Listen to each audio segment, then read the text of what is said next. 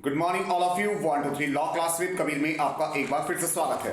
आज हम बात कर रहे हैं ज्यूरिस्प्रूडेंस एलएलबी फर्स्ट सेमेस्टर वाले छात्र छात्राओं के लिए जिनकी परीक्षाएं बहुत ही नजदीक हैं। उनके लिए हमने मोस्ट इंपॉर्टेंट क्वेश्चन की एक वीडियो यहां पर शूट करने जा रहे हैं, जिस एक वीडियो के माध्यम से ही हम आपको पूरा ज्यूरिस्प्रूडेंस याद करवाने वाले हैं। और इसमें जो प्रश्न हमने सेलेक्ट किए हैं आप निश्चित रूप से मानकर चलिए कि वो आपकी परीक्षा में अनिवार्य रूप से आने वाले हैं, ठीक है ना। तो इसी विचारधारा के साथ आज हम शुरू करते हैं ज्यूरिस्प्रूडेंस। और उसका पहला प्रश्न है हमारे पास सुकरात। सुकरात का जन्म 410 और मृत्यु 399 ईसा पूर्व यानी बीसी में हुई थी। सतोई दार्शनिकों में सुकरात दार्शनिक का नाम महत्वपूर्ण है और वे सत्य और नैतिकता के अधिक समर्थक थे। उनके अनुसार भौतिक और प्राकृतिक विधि की तरह ही प्राकृतिक नैतिक विधि भी अस्तित्व में होती है। जो व्यक्ति उचित और अनुचित, अच्छे या बुरे का बोध कराती है, उनके अनुसार सद्गुण ही सच्चा ज्ञान है और जो सद्गुणी नहीं है उसे पापी की संज्ञा दी गई है। सुकरात ने न्याय को दो प्रकार से बताया है, प्राकृतिक न्याय और विधिक न्याय। प्राकृतिक न्याय जो सार्वभौमिक होने के कारण सभी जगह समान रूप से लागू होता है, जबकि विधिक न्याय स्थान, समय और समाज की आवश्यकताओं के अनुसार भिन्न भिन्न स्थानों पर अलग अलग होते हैं। सुकरात ने राज्य शासन की विधि द्वारा बनाए गए कानूनों को अस्वीकार नहीं किया, परंतु यह अपेक्षा भी की है कि वह प्राकृतिक विधि पर आधारित होने चाहिए। तो यह मैंने आपको नोट्स पढ़ के बताया। अब मैं आपको उसको साधारण भाषा में समझाने वाला हूं। सतोई समुदाय के दार्शनिकों में सबसे महत्वपूर्ण नाम आता है सुकरात का। जन्म वर्ण याद करें 410 और 399 बीसी। इनका जो मुख्य सार था वो सत्य और नैतिकता पर आधारित था। इनका कहने का मतलब यह था कि जो विधि यानी कानून राजा द्वारा, जो शासक द्वारा तैयार किए जाते हैं, वो कहीं ना कहीं प्रकृति या नैतिकता के रूप में होने चाहिए, जो सभी समाज का भला करते हों। केवल आदेशात्मक प्रकृति से कानून को लागू नहीं किया जा सकता। तो इन्होंने हमें बताया कि न्याय को दो रूपों में बांटा जा सकता है। प्राकृतिक न्याय यानी ईश्वरीय न्याय, जो एक समान सबके लिए हर जगह समानता रखता है, पर जो विधिक न्याय होता है उसे पूरे ब्रह्मांड में, पूरी धरती पर, पूरे विश्व में एक साथ लागू नहीं किया जा सकता, क्योंकि कहीं ना कहीं वह समाज की आवश्यकताओं, समय के आधार पे परिवर्तनशील होता है और वह परिस्थितियों के अनुसार बदलता रहता है। तो ये आपका मोस्ट इंपॉर्टेंट क्वेश्चन था। आगे बढ़ते हैं। सेकंड नंबर पर आते हैं प्लेटो। सुकरात के जो शिष्य थे वो थे प्लेटो। इसके लिए वैसे तो मैंने आपको पोएम्स भी प्रोवाइड कर रखी हैं और आपको निश्चित रूप से पता ही होगा कि उसके द्वारा आप इनके जन्म, वर्ण, जीवन वगैरह की कृतियों को बहुत ही सरलता से याद कर सकते हैं। तो प्लेटो सुकरात के शिष्य प्लेटो थे। सुकरात की प्राकृतिक विधि की संकल्पना को आगे बढ़ाते हुए प्लेटो ने इसे आदर्श के रूप में विकसित किया, जिसे उन्होंने रिपब्लिक के नाम से संबोधित किया है। उन्होंने राज्य का शासन केवल कोई प्रबुद्ध, कुशलता एवं सुयोग्य व्यक्ति के हाथ में होना चाहिए। यानी कि प्लेटो का कहना था कि ऐसा नहीं है कि राजा का पुत्र ही राजा बनना चाहिए। जो भी व्यक्ति योग्य है, जिसके अंदर राजा बनने की गुणवत्ता है, उसे ही राज्य का कार्यभार संभालना चाहिए, उसे ही राज्य चलाना चाहिए, ना कि वंशानुगत। यानी कि ऐसा नहीं है कि राजा का बेटा ही राजा बनना चाहिए, जिसमें योग्यता है उसी का चयन किया जाना चाहिए। शासक को अपनी भावनाओं पर नियंत्रण रखना चाहिए। शासक के पास शक्ति बहुत बड़ी मात्रा में होती है, परंतु उस शक्ति का उसे इस प्रकार इस्तेमाल करना चाहिए जिससे कि समाज का कल्याण किया जा सके। ऐसा ना हो कि वह भावनाओं में बह के कुछ इस तरह के निर्णय ले ले जिससे कि समाज को हानि का सामना करना पड़े। उसे कहीं ना कहीं बुद्धिमत्ता का इस्तेमाल करना चाहिए। शासक को निर्णय लेने से पहले यह अवश्य सोचना चाहिए कि उसके निर्णय का क्या क्या प्रभाव पड़ने वाला है। तो रिपब्लिक की जनता को शांत रख सकते हैं, ऐसा ही राजा सब में अपना सम्मान, अपना विश्वास बना सकता है। प्लेटो का मानना है कि शासन सहित राज्य प्रत्येक नागरिक को अपने कार्यों में व्यस्त रहना चाहिए। यानी कहने का मतलब क्या है, राजा को लोगों की, जनता का दखलंदाजी नहीं करनी चाहिए, उसे सिर्फ अपने शासन संबंधी कार्य करने चाहिए। ऐसा नहीं है कि वो लोगों के जीवन में कठिनाइयां उत्पन्न करने का कार्य शुरू कर दे, तो फिर कहीं ना कहीं वो एक समाज में सम्मान का पात्र नहीं बन सकता। तथा दूसरों के कार्यों में हस्तक्षेप नहीं करना चाहिए। तो प्लेटो का कहने का मतलब यह है कि सभी व्यक्ति अगर अपने काम में व्यस्त रहते हैं तो निश्चित रूप से उनमें आपस में मतभेद नहीं होंगे, लड़ाई झगड़ा करने का उनके पास अतिरिक्त समय नहीं रहेगा। जैसे आप सामान्य रूप से भी देख सकते हैं कि जो व्यक्ति खाली होते हैं, बेरोजगार होते हैं, अक्सर आपने देखा है कि कहीं ना कहीं वो राजनीति या मुद्दों को लेकर बहसबाजी ज्यादा करते हैं, और जबकि जो अपना काम धंधे वाले व्यक्ति होते हैं उनके पास इतना समय नहीं होता कि वो इन सब चीजों में दखलंदाजी करें। तो उनका कहने का मतलब था कि लोगों को अपने कार्य में व्यस्त रहना चाहिए और कहीं ना कहीं समाज के कल्याण के बारे में विचार करना चाहिए। ऐसा नहीं है कि हमें दूसरों को हक मारने की सोचनी चाहिए। इसके बाद आगे बढ़ते हैं। प्लेटो के अनुसार शासन जो होता है यानी राजा जो होता है उसके अनिवार्य तत्व क्या हैं? तो सबसे पहले है कुशलता, सुयोग्यता, प्रबल बुद्धि होनी चाहिए, इच्छाओं पे अंकुश रखने वाला होना चाहिए। इसके बाद प्रभावशील होना चाहिए, यानी उसका व्यक्तित्व ऐसा होना चाहिए जो कि देखने से लगे कि हाँ ये वाकई राजा है, और उसकी इमेज इस तरह की होनी चाहिए कि लोग उस पर विश्वास करें। नेतृत्वकारी होना चाहिए, कर्तव्य प्राण होना चाहिए, न्यूनतम हस्तक्षेप हो गया, भावनात्मक हो गया। यानी कुल मिलाकर यह है कि जितने भी आपने अच्छे अच्छे वर्ड हिंदी में पढ़े हैं इन्होंने सारे ही गिनवा दिए हैं कि भैया सारे गुण किसमें होने चाहिए, एक राजा में होने चाहिए। इसके बाद आगे बढ़ते हैं। तो सुकरात के शिष्य थे प्लेटो और प्लेटो के शिष्य हैं अरस्तु। यानी कि देखा जाए तो यह सुकरात की तीसरी पीढ़ी आ चुकी है। प्रकृति विधि संबंधी इनकी नई व्याख्या का सूत्रपात किया अरस्तु ने। इन्होंने विचार दिया कि मनुष्य एक चेतनशील प्राणी है, इसी कारण से दो स्वाभाविक प्रवृत्तियां उसमें पाई जाती है। वह प्रकृति का अंग होने के कारण अन्य प्राणियों की भांति प्राकृतिक नियम को अपनाता है। तो इनका कहना यह है कि मनुष्य भी और जीव जंतुओं की तरह ही प्रकृति का एक हिस्सा है और कहीं ना कहीं वो प्रकृति से प्रभावित होता है।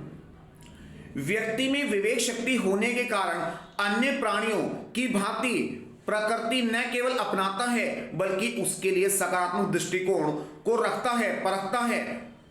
अरस्तु ने सतोई विचारधारा को एक नई विचारधारा प्रदान की है। तो यहां पर जो अरस्तु जी हैं उन्होंने बताया कि मनुष्य जो है वो प्रकृति का अभिन्न अंग है, वह प्रकृति से ही सीखता है और उसी में नए नए परिवर्तन करने का प्रयास भी करता है। अब इनकी जो मुख्य लाइन है वो ये है, नैतिकता आदेश मानव की आत्मा की आवाज है। तो इनका कहने का मतलब क्या है? अब मैं आपको इसे एक एग्जांपल के थ्रू समझाना चाहूंगा। मान लीजिए कोई व्यक्ति सड़क पर रो रहा है, परेशान है, ठीक है ना, या किसी भी कष्ट से पीड़ित है, तो आपका मस्तिष्क कहेगा कि अरे कहां चक्कर में पड़ रहे हो और हमें तो काम पर जाने की जल्दी है। पर कहीं ना कहीं आपका मन कहेगा कि यार एक बार इसके बारे में पता कर लेना चाहिए, इसको क्या तकलीफ है, हो सकता है मैं इसकी कुछ मदद कर पाऊं। तो ये जो आपके मन से आवाज आ रही है यही नैतिकता कहलाती है। मनुष्य की आत्मा से ही नैतिकता का जन्म होता है, ना कि उसके मस्तिष्क से। तो मस्तिष्क तो ये कहता है कि अरे भाई मैं कहां चक्कर में पड़ रहा हूं, मैं क्यों बच्चों के लिए वीडियो बना रहा हूं। पर मेरा मन कहता है कि मेरे एलएलबी फर्स्ट सेमेस्टर के जो बच्चे हैं अब उनकी 2 दिन बाद परीक्षा है और कहीं ना कहीं मुझे उनके लिए नोट्स प्रोवाइड करने चाहिए। जो ज्ञान मेरे पास है वो सिर्फ मेरे तक सीमित ना रहे, मेरे सभी बच्चों तक पहुंचे, जिससे कि उनका भी पेपर अच्छा हो सके। अरस्तु ने प्राकृतिक विधि की संकल्पना को तार्किक रूप से विकसित किया है। उनके अनुसार मानव प्रकृति का एक हिस्सा है और इसके 2 आधार हैं कि मनुष्य का निर्माण ईश्वर द्वारा किया गया है। तो यहां पर सुकरात मानते हैं कि कोई ना कोई ऐसी शक्ति जरूर है जो पूरी पृथ्वी, पूरे ब्रह्मांड को चला रही है, जिसने मनुष्य को जन्म दिया है। ईश्वर ने ही मनुष्य को बुद्धि प्रदान की है। अब इसी लाइन को हम इस तरह से कह सकते हैं, प्रकृति ने तर्क दिया, प्रकृति ने तर्क दिया, न्याय और नैतिकता के तत्व विद्यमान हैं। तो जो हमें प्रकृति ने ही तर्क यानी सोचने समझने की ताकत दी है, सही या गलत का डिसीजन करने का हमारे अंदर कहीं ना कहीं जज्बा दिया है और हमें एक नैतिकता दी है कि भले ही हम कितने ही इकोनॉमिकल हो जाएं, कितने ही आर्थिक हो जाएं, परंतु कहीं ना कहीं अगर कोई व्यक्ति कष्ट में है, दुख में है, तकलीफ में है, तो हमारे मन से एक बार तो आवाज आती है कि यार इसका पता कर लेते हैं, क्या पता हम इसके लिए कुछ अच्छा कर सकें। और राज्य निर्मित विधि को भी प्राकृतिक विधि के आधार पर ही होना चाहिए। तो उनका कहना यह है कि जो राजा है कहीं ना कहीं उससे भी इस तरह से ही सोच समझ के कानून बनाने चाहिए, शासन करना चाहिए कि भाई जो जनता है उसकी भावना का भी उन्हें ध्यान रखना चाहिए। तो इस तरह से हम कह सकते हैं कि प्राकृतिक विधि को शुरुआत दी है सुकरात ने। उनके जो शिष्य थे वो हो गए थे अपना प्लेटो और तीसरी पीढ़ी में आ चुके अरस्तु, और तीनों ही लगभग एक ही बात कह रहे हैं कि प्रकृति की महत्वता का इन्होंने वर्णन किया गया है। आगे बढ़ते हैं। इसके बाद चौथा प्रश्न आता है, विधि संप्रभुता की आज्ञा है। विधि संप्रभुता की आज्ञा है, यह प्रश्न आपके पास कई रूपों में आ सकता है। विधि संप्रभुता की आज्ञा है, जॉन ऑस्टिन के बारे में बताइए, या विश्लेषणात्मक स्कूल के सिद्धांतों को स्पष्ट कीजिए। तो तीन रूपों में प्रश्न आ सकता है। विधि संप्रभुता की आज्ञा है, जॉन ऑस्टिन का सिद्धांत बताइए, या विश्लेषणात्मक शाखा के मुख्य प्रवर्तक कौन थे और उनके विचारों को प्रकट कीजिए। तो इसके लिए मैंने भी आपको एक पोएम प्रोवाइड की है, शायद आपने हमारी शॉर्ट वीडियोस देखी हो, ठीक है। अगर नहीं देखी है तो प्लेलिस्ट से जाके देख सकते हैं। तो यहां पे मैं वर्णन कर रहा हूं जॉन ऑस्टिन का। ऑस्टिन को विश्लेषणात्मक शाखा का प्रवर्तक माना जाता है। वे 4 वर्षों तक लंदन विश्वविद्यालय में विधि शास्त्री के रूप में अध्यापक रहे हैं। उनकी एक महत्वपूर्ण कृति है the provisions of jurisprudence determined. तो यहां पर उन्होंने एक पुस्तक लिखी है जिसका नाम दिया है, और ये किताब का नाम अगर आप पेपर में मेंशन करते हैं तो निश्चित रूप से आपको अच्छे अंक प्राप्त होंगे। नाम थोड़ा अलग है पर एक दो बार पढ़ेंगे तो समझ में आएगा। The province of jurisprudence determined. अच्छा जी, ऑस्टिन ने बताया है, इस बात पर जोर दिया है कि कानून का जो उत्पत्ति है वो राज्य द्वारा होती है। तो जो ऑस्टिन की सोच है देखा जाए तो वो अरस्तु, सुकरात या प्लेटो से बिल्कुल अलग है। ये आदेशात्मक प्रवृत्ति को महत्व देते थे। इनका मानना यह था कि जो भी कानून बनाए जाते हैं, विधि बनाई जाती है, उनको बनाने का अधिकार सिर्फ राजा को होता है, और राजा ने जो कानून बनाए हैं उन्हें सभी को स्वीकार भी करना पड़ता है। हम वहां पर यह नहीं कह सकते कि विधि ऐसी होनी चाहिए या ऐसी थी। हमें वर्तमान जो एट प्रेजेंट चल रहा है उसमें विधि कैसी है उसको अपनाना चाहिए, और अपनाना भी कहीं ना कहीं पड़ता है। इस चीज के लिए राजा के पास शासन के अधिकार होते हैं। अगर कोई व्यक्ति राजा के बताए गए दिशा निर्देशों का पालन नहीं करता तो राजा उसे दंड दे सकता है, जिस कारण से सभी लोगों को विधि को स्वीकार करना ही पड़ता है। अच्छा जी, इसके बाद इसका हेडिंग है विधि का आदेशात्मक सिद्धांत। जैसे मैंने आपको बताया कि राजा ने जो आज्ञा प्रदान की है वो सभी को स्वीकार करनी पड़ेगी। अगर कोई इसे स्वीकार नहीं करता तो राजा उसे क्या करेगा भैया, दंड देगा। तो कभी ना कभी लोगों को इस चीज को एक्सेप्ट करना ही पड़ेगा कि भैया जो राजा ने कह दिया है वो ही सबसे बेहतर है। इसकी बात है आदेशात्मक सिद्धांत की विशेषता। प्रत्येक विधि आदेश का एक रूप है। तो ऑस्टिन का कहना है कि नैतिकता से काम नहीं चल सकता। अगर नैतिकता से काम चल जाता तो निश्चित रूप से समाज में कोई बुरा कार्य होता ही ना। और देखा जाए तो उनका कहना सही भी है कि अगर सभी लोग नैतिक हो जाएं, एक दूसरे का ध्यान रखना शुरू कर दें, तो क्या आपको लगता है कि समाज में कोई अपराध होगा? बिल्कुल भी नहीं होगा। पर सभी लोग एक जैसे हो ही नहीं सकते। तो उनका मानना यह है कि शासन यानी अधिकारियों को कहीं ना कहीं कुछ कड़े कानून बनाने पड़ते हैं जिसका पालन सभी को करना पड़ता है। सभी विधियां प्रत्यक्ष या अप्रत्यक्ष रूप से आदेश होती हैं। विधि का पालन राज्य की भौतिक शक्तियों द्वारा कराया जाता है, यानी कि जो विधि एप्लीकेबल कराई जाती है वो कहीं ना कहीं दंड के कारण कराई जाती है। निवेदन करने से काम नहीं चलता। विधि का प्रयोग के लिए शासन को शक्तियां होनी आवश्यक है। अगर बिना शक्ति के कोई कार्य करेगा तो जाहिर सी बात है लोग उसकी बात क्यों मानेंगे। लोग कहेंगे अरे भाई कहता है रहने दो, कोई बात नहीं, हमारा कर क्या लेगा। पर अगर हमें कोई शासन अधिकारी, मान लीजिए पुलिस आपको कह रही इधर नहीं जाना, तो आपको पता है ना अगर आप मना करने के बाद भी जाएंगे तो कहीं ना कहीं समस्या उत्पन्न होगी, तभी तो हम कहना मान लेते हैं। आगे बढ़ते हैं।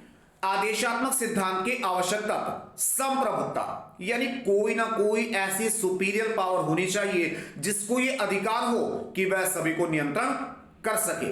आदेशात्मक है। अब आदेश को दो भागों में बांटा गया, सामान्य आदेश और विशिष्ट आदेश। सामान्य आदेश जो सभी व्यक्तियों पर एक साथ एक ही समय पर समान रूप से लागू किए जाते हैं, सामान्य आदेश है। विशिष्ट आदेश जो किसी विशेष परिस्थिति के अंतर्गत लागू किए जाते हैं। जैसे आप देखते हैं कि भाई हमें ट्रैफिक नियम का पालन करना चाहिए, हमें सड़क पे हमेशा बाईं ओर चलना चाहिए, ये सामान्य आदेश हो गया।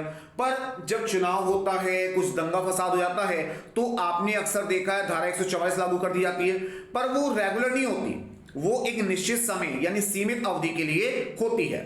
नंबर 3, शासन। जो नियम बनाने का कार्य है वो शासन अधिकारियों द्वारा ही किया जा सकता है। आभार और कर्तव्य, जनता को उसे कर्तव्य के रूप में स्वीकार करना पड़ता है, जिसके कारण सभी लोग इस चीज के लिए बाध्य हो जाते हैं। अब इसके प्रमुख आलोचक कौन हैं?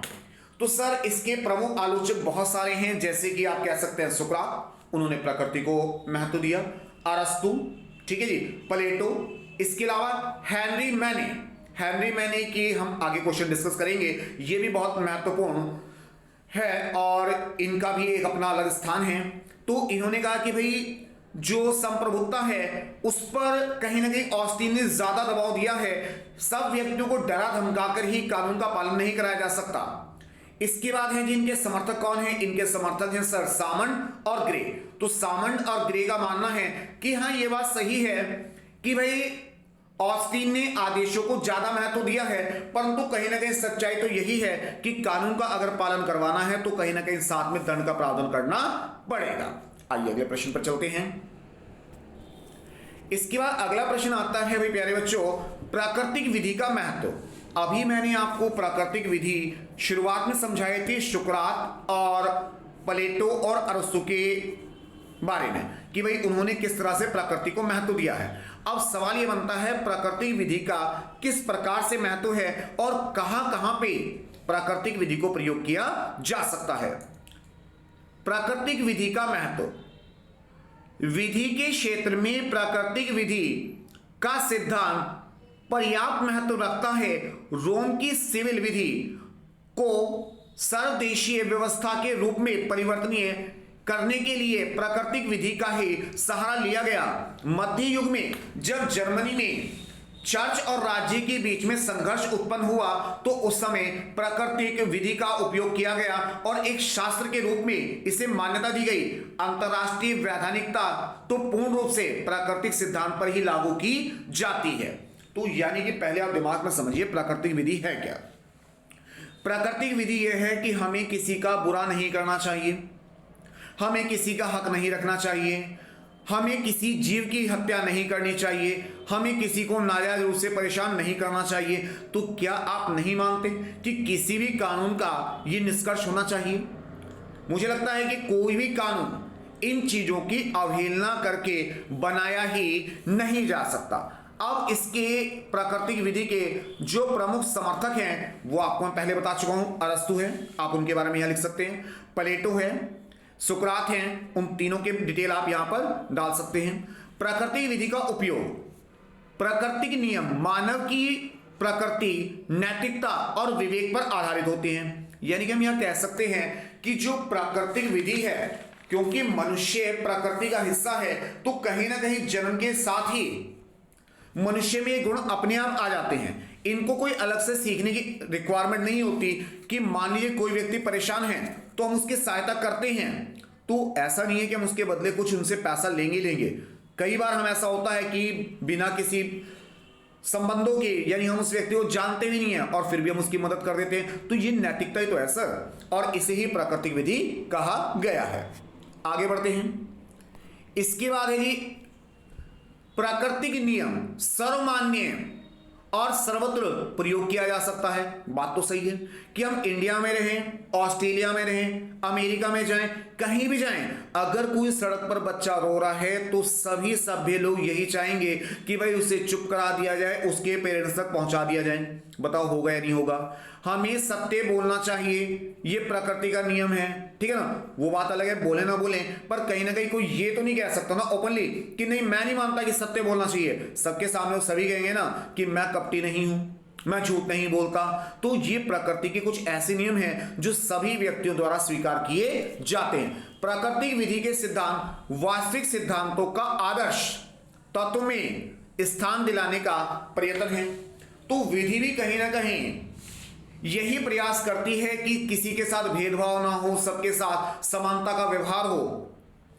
अलग अलग विद्वानों ने प्राकृतिक विधि को अलग अलग रूपों में समझाया है तथा अलग अलग नाम भी दिए हैं। इसे दैव्य विधि यानी ईश्वर की विधि, सर्वलौकिक विधि यानी प्रकृति का विधि, नैतिकता विधि और प्रकृति विधि के नाम से जाना जाता है। तो यानी हम कह सकते हैं जो ईश्वरीय कानून है वो यही है, सर्वलौकिक सर्वमान्य वो यही है, नैतिकता सिद्धांत इसी के अंतर्गत आते हैं और प्राकृतिक विधि तो इसका नाम है। निष्कर्ष के रूप में हम कह सकते हैं कि प्राकृतिक विधि मनुष्य के मस्तिष्क से नहीं बल्कि आत्मा से प्रभावित होती है। तो आइए आगे बढ़ते हैं। इसके बाद अगला प्रश्न आता है कैल्सन। कैल्सन की भी मैंने आपको पोयम अवेलेबल करा रखी है जिसे आप प्लेलिस्ट के माध्यम से देख सकते हैं। तो प्रश्न आता है कैल्सन। इनका जन्म हुआ था 1881 में और मृत्यु हुई है 1973 में। इन्होंने एक किताब लिखी है जिसका नाम है कैल्सन्स pure theory of law. Kelsen की विश्लेषणात्मक विचारधारा के समर्थक थे।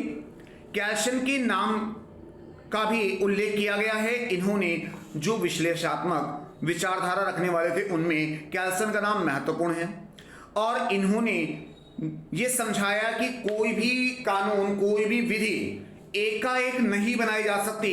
कहीं ना कहीं उसका हमें पहले एनालिसिस करना चाहिए, उसके बारे में रिसर्च करनी चाहिए, उसके भले बुरे प्रभावों को भी कहीं ना कहीं अनुमान लगाना चाहिए। उसके बाद ही हम किसी विधि को वास्तविकता में ला सकते हैं। और इन्होंने बताया कि जो विधि है वो कहीं ना कहीं नैतिकता, मनोविज्ञान, इन सब चीजों से अलग होती है, क्योंकि अगर वास्तव में समाज में नैतिकता होती तो फिर हमें कानूनों की आवश्यकता होती ही नहीं। तो इन्होंने बताया कि कैल्सन ने विधि के दो बिंदुओं को आधारित रखा है। इसे विश्लेषणात्मक प्रवृत्ति के विकास की चरम सीमा माना है। इस सिद्धांत में 19वीं शताब्दी के अंत और 20वीं शताब्दी के आरंभ में इसे दिग्दर्शन माना गया है। अब इस बात को पहले समझ लेते हैं।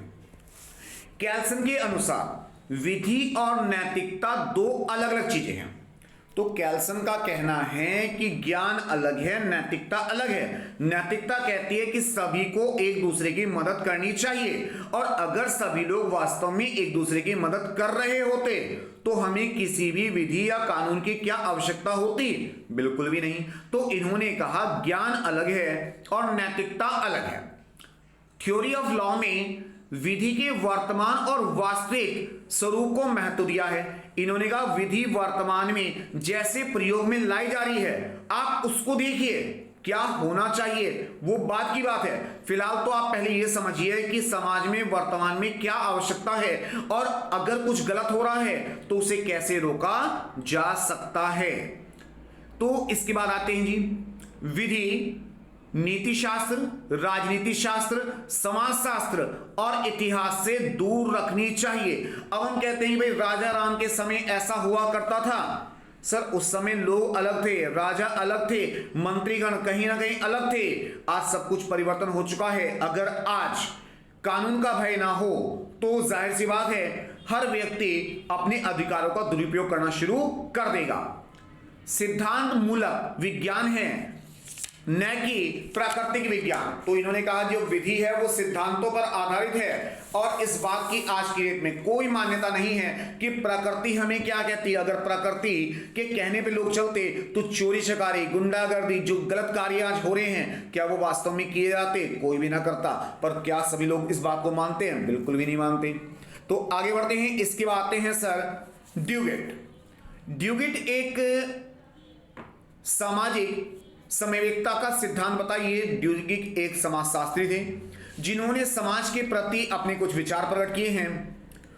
फ्रांसीसी विधि शास्त्री लियोन ड्यूगेट, जन्म है 1869 और मृत्यु है 1928, ने विश्लेषणात्मक विधि शास्त्र की संप्रभुता के संबंधी विचार और आदेशात्मक स्वरूप का खंडन करते हुए सामाजिक संचेतना की बात रखी। तो ड्यूगेट ने कहा है कि भाई हर कार्य को आदेश से नहीं चलाया जा सकता। अगर आप शॉर्ट टर्म में किसी को डरा धमका के कानून बना भी दोगे तो कहीं ना कहीं समाज उसका विरोध करता रहेगा और एक निश्चित अवधि के बाद आपको उन नियमों को बदलना ही पड़ेगा, क्योंकि समाज उसका विरोध करना शुरू कर देगा। आगे बढ़ते हैं। ड्यूगेट के अनुसार समाज का सर्वोपरि लक्षण यह है कि हर मनुष्य एक दूसरे के सहयोग, सुख दुख के साथ अग्रसर होता है। तो इनका कहने का मतलब क्या है? समाज का निर्माण डर भाव से नहीं किया जाता, बल्कि एक दूसरे के सहयोग के साथ होना चाहिए। जीवन के प्रत्येक क्षेत्र में मनुष्य को व्यक्तियों के सहयोग की आवश्यकता होती है। मनुष्य जो है एक सामाजिक प्राणी है। भले ही हम आपस में अपने अड़ोस पड़ोस में लड़ाई झगड़े करते रहते हो, एक दूसरे चिढ़ते रहते हो, परंतु ये वास्तविकता है कि बिना समाज के हम नहीं रह सकते। अगर मान लीजिए कभी ऐसा हो आप सोकर उठें और आप देखें पूरा मोहल्ला खाली है, आसपास कोई भी नहीं है, तो क्या आपको लगता है कि आप ऐसी परिस्थितियों में रह सकते हैं? आप ऐसी परिस्थितियों में बिल्कुल भी नहीं रह सकते। कहीं ना कहीं आपको समाज की आवश्यकता होती है, जिसे ड्यूगेट ने सामाजिक समेकता की संज्ञा दी है। कोई भी कानून तभी मान्य होता है जबकि उसको समाज की स्वीकृति प्राप्त होती है। बिना सामाजिक मान्यता के किसी भी विधि या कानून को लागू नहीं किया जा सकता। इसके बाद आते हैं सैवनी का अंत्य चेतना का सिद्धांत। सैवनी के अनुसार विधि का निर्माण केवल राज्य द्वारा नहीं किया जाता, बल्कि विधि जिन नियमों पर आधारित होती है, ये नियम पहले से ही मानव समुदाय में विद्यमान होते हैं। तो सैवनी का कहना है कि जो कानून हम बनाते हैं, जो नियम हम बना रहे हैं, वो पहले से ही किसी ना किसी रूप में इतिहास में दर्ज होते हैं और कहीं ना कहीं प्रयोग में लाए जा रहे होते हैं। ऐसा नहीं है कि हम कहेंगे आज हमने कोई बिल्कुल नई चीज ला दी है। ये कहीं ना कहीं समाज की परिस्थितियों के अनुसार अनिवार्य रही होगी, तभी हमें इसमें परिवर्तन करने की आवश्यकता हुई है। विधि मानव और समाज की अंत्य चेतना पर आधारित होती है। जो भी नियम या कानून वर्तमान समय में तैयार किए जाते हैं, वास्तव में भूतकाल में किसी न किसी रूप में पहले से विद्यमान रहे होते हैं और वर्तमान का संबंध भूतकाल से अवश्य ही होता है। मान लीजिए मैं कहता हूं कि मैं बिल्कुल अलग हूं। नहीं सर, मैं बिल्कुल अलग नहीं हो सकता, क्योंकि मेरे माता पिता मुझसे पहले इस धरती पर आ चुके हैं। कहीं ना कहीं उन्होंने समाज से सीखा है, वही मुझे सिखाने का प्रयास किया है। तो इस तरह से हम कह सकते हैं कि जो वर्तमान में दिखाई दे रहा है वो कहीं ना कहीं हमारे जो इतिहास है, जो भूतकाल है, उससे प्रभावित निश्चित रूप से होगा ही होगा। विधि का निर्माण राज्य द्वारा नहीं, बल्कि विद्यमान प्रचलन रीतियों के आधार पर होता है। तो इन्होंने बताया कि जो रीति रिवाज होते हैं, जो हमारी पुरानी मान्यताएं होती हैं, कहीं ना कहीं विधि भी उसी पर आधारित होनी चाहिए। आगे बढ़ते हैं। इसके बाद आती हैं जी Savigny, historical school of jurisprudence, Savigny's theory of वॉकेस्टी। मैंने आई थिंक सही पढ़ा है, बाकी आप देख लीजिएगा।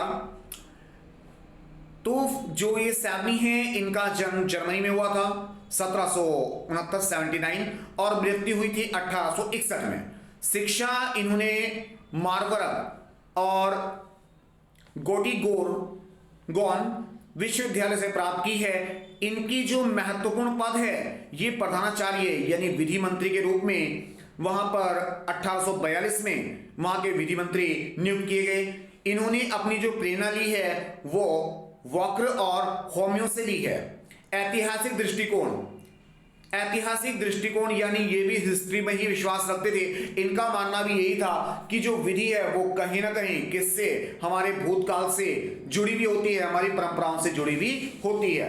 अब आइए, ये तो जरा कठिन सी बातें थी, जिनको आप याद कर लें तो बहुत अच्छी बात है। मैंने इसमें क्या याद किया था वो मैं आपको बताता हूं। नेपोलियन के युद्ध का जर्मनी के प्रचलित विधियों पर एक विशेष प्रभाव रहा। यह तर्क और परंपरा के बीच में जब संघर्ष हुआ तो सैवनी ने परंपरा विधि को आधारित यानी ऐतिहासिक विधि का समर्थन किया। तो जब नेपोलियन ने जर्मनी को जीत लिया तो उसने अपने कुछ नए कानून लेकर आया। तो उस समय सैवनी ने कहा कि जो कानून है वो कहीं ना कहीं परिस्थितियों के हिसाब से बदले हुए होने चाहिए। एक ही कानून हर जगह मान्य हो जाए ये बिल्कुल भी स्वीकार नहीं किया जा सकता। तो इन्होंने उस समय लोक चेतना का सिद्धांत दिया, यानी कानून ऐसा होना चाहिए जो कहीं ना कहीं समाज के लिए हितकारी हो, जिससे लोग हृदय से स्वीकार करें कि हाँ वाकई ये जो कानून है ये हमारे भले के लिए बनाया गया है। क्योंकि अगर सिर्फ डरा धमका के कानून बना लिया जाए तो उससे लोगों को ना तो विकास हो सकता है और ना ही लोग उसको स्वीकार करने वाले हैं। और इन्होंने कहीं ना कहीं राष्ट्रीयता की खोज करने का प्रयास किया। इन्होंने कहा है कि शासक कोई भी हो, अगर वह राष्ट्र के हित में कार्य करता है तो आज नहीं तो कल सभी लोग उसको स्वीकार कर लेते हैं। और कहीं ना कहीं लोगों को समझ आ जाती है कि भाई चलो इसने हमारे पुराने राज्यों को भले ही हराया हो पर ये राष्ट्र के लिए बुरे कार्य नहीं करने वाला और हमें कहीं ना कहीं आगे की ओर लेकर जाएगा। इसके बाद आगे बढ़ते हैं। कैल्सन। तो कैल्सन का एक क्वेश्चन मैं पहले भी आपको समझा चुका हूं, उसे भी आप इसके साथ लिंक कर सकते हैं। जैसे कि मैंने ऊपर नंबर डाल रखा है कि 8 + 9 + 10 यानी अगर लॉन्ग में आता है तो आप तीनों शॉर्ट क्वेश्चंस को एक साथ लिखेंगे तो आपके पास एक लॉन्ग क्वेश्चन तैयार हो जाएगा। कैल्सन के मूल पारदर्शिता की संकल्पना, ग्रैंड नॉर्म। तो इसके लिए मैंने एक पोएम लिखी है और मैंने उसको प्लेलिस्ट में अपलोड भी कर रखा है, तो आप इसे वहां से पढ़िएगा तो आपको बहुत ही सरलता से क्वेश्चन याद होने वाला है। यहां मैं इसको डिटेल में समझा रहा हूं। कैल्सन के अनुसार जो पादर्श होते हैं यानी मानदंड होते हैं, मूल पादर्श से अपनी वैधिकता प्राप्त करती हैं। और यानी इनका कहने का मतलब क्या है कि मान लीजिए हमने कोई नियम बनाया और वो नियम हमने अपने से बड़े किसी अधिकारी से प्राप्त किया और उसने अपने से बड़े किसी अधिकारी से प्राप्त किया, तो कोई ना कोई अंतिम रूप से ऐसा व्यक्ति जरूर होगा जिसने तो उस नियम को बनाया होगा ना, तो उसे ही इन्होंने ग्रैंड नॉर्म की संज्ञा दी है। यानी जैसे कि फिलहाल अगर हम देखें तो भारत में जो संविधान है, ठीक है ना, तो संविधान के अनुसार संसद में कानून बनाए जाते हैं। इंग्लैंड में संविधान है, वहां भी संसद के हिसाब से कानून बनाए जाते हैं। अमेरिका में भी संविधान है, परंतु देखा जाए तो जर्मनी में जो हिटलर बाबू थे उन्होंने जो कह दिया, क्योंकि वहां तानाशाही थी, तो जो उन्होंने कह दिया उसी को कानून मान लिया जाता था। इसी तरह से आप देखें कि कई राष्ट्र हैं जहां पर आज भी संविधान लिखा हुआ नहीं है, जहां पर आज भी राजा महाराजा वाली बादशाह वाली प्रथा है, तो वहां का जो बादशाह है या राजा है सबसे बड़ा, तो कहीं ना कहीं उसने जो कह दिया वही ग्रैंड नॉर्म है। तो कैल्सन ने हमें बताया कि जो हम कायदे कानून नियमों का पालन कर रहे हैं, अगर वो हमने स्वयं नहीं बनाया, किसी और से प्राप्त किए हैं और उसने किसी और से प्राप्त किए हैं और उसने किसी और से प्राप्त किए हैं, तो कोई ना कोई तो ऐसा होगा ना जिसने उस नियम को बनाया है, तो उसे ही इन्होंने ग्रैंड नॉर्म की संज्ञा दी है। जैसे यहां पे मैंने एक ट्रायंगल शेप में बनाकर दिया है आपको, आप इसे ध्यान से देखिए। यहां पर है निजी कानून मापदंड। तो निजी कानून मापदंड, निजी आदेश, माध्यमिक विधान और सबसे ऊपर हो गया संविधान। अब इसको जरा आप सरलता से समझिए। मान लीजिए दिल्ली में संसद में कोई कानून पास किया गया, वो कानून सभी प्रदेशों में भेजा जाएगा कि भाई आज से ये चीज लागू की जाएगी। अब जब ये सभी प्रदेशों की राजधानी में आएगा, फिर उसके सभी शहरों, सभी ग्रामों, सभी कस्बों तक पहुंचाया जाएगा। फिर वहां के जो अधिकारी होंगे उन्हें इस आदेश की प्राप्ति होगी, और अगर फिर कोई व्यक्ति इस कानून को नहीं मानेगा तो कहीं ना कहीं वो उसे दंडित करेंगे। तो कहने का मतलब क्या है, कानून कहां से पास हुआ था? दिल्ली से। दिल्ली में भी कहां से? संसद से। संसद से पास होकर वो प्रत्येक राज्य में आया, राज्य से वो शहरों में गया, शहरों से अलग अलग कस्बों में गया। ठीक है ना सर? तो फाइनली कानून तो एक ही चला रहा है। तो जो ये संसद है यानी कि जो संविधान है जिसके अंतर्गत नियम कानून बनाए गए हैं, तो उसे ही ग्रैंड नॉर्म की संज्ञा दी गई है। इसी को आगे बढ़ाते हुए इन्होंने बताया है कि पाकिस्तान की सुप्रीम कोर्ट में एक राज्य बना डॉसेल का विवाद हुआ था, उसको भी कैल्सन ने अपनी व्याख्या में जोड़ा है। अभी आपने सुना भी होगा 1999 की बात है, 1999 में, कि जब पाकिस्तान की जो मिलिट्री थी उन्होंने कहीं ना कहीं जो वहां की वर्तमान सरकार चल रही थी, उस समय सरकार चल रही थी, उसका तख्ता पलट करके जो परवेज मुशर्रफ साहब थे वो स्वयं को अपने आप को वहां का लीडर घोषित कर दिया। उन्होंने कहा देश को मैं कंट्रोल करूंगा। तो कहीं ना कहीं ये गलत माना गया। वहां की जो सुप्रीम कोर्ट थी उन्होंने इस चीज को उस समय तो दबाव में एक्सेप्ट कर लिया, परंतु बाद में उन्होंने भी ये माना कि कहीं ना कहीं ये जो परवेज मुशर्रफ साहब ने अपने आप को इंचार्ज घोषित कर लिया है, हेड बन गए हैं, तो ये उस समय कुछ समय के लिए तो ग्रैंड नॉर्म कहलाए, परंतु वास्तव में क्योंकि पाकिस्तान में भी लोकतंत्र है, गणतंत्र है, वहां भी लोग वोट देकर अपना प्रतिनिधि चुनते हैं, तो कहीं ना कहीं उन्हें यह अधिकार होना चाहिए कि वह अपने प्रधानमंत्री की नियुक्ति करें, ना कि कोई भी अपना मिलिट्री का अधिकारी आए और ताकत के बल पे अपने आप को राजा घोषित नहीं कर सकता। इसके बाद है मूल मानक। जैसे कि मैंने आपको बताया ग्रैंड नॉर्म क्या था जी? ग्रैंड नॉर्म है कि जिसके नियम, जिसके कायदे कानून का पालन सभी लोगों को करना पड़ता है। भारत में ग्रैंड नॉर्म कौन है? संसद है।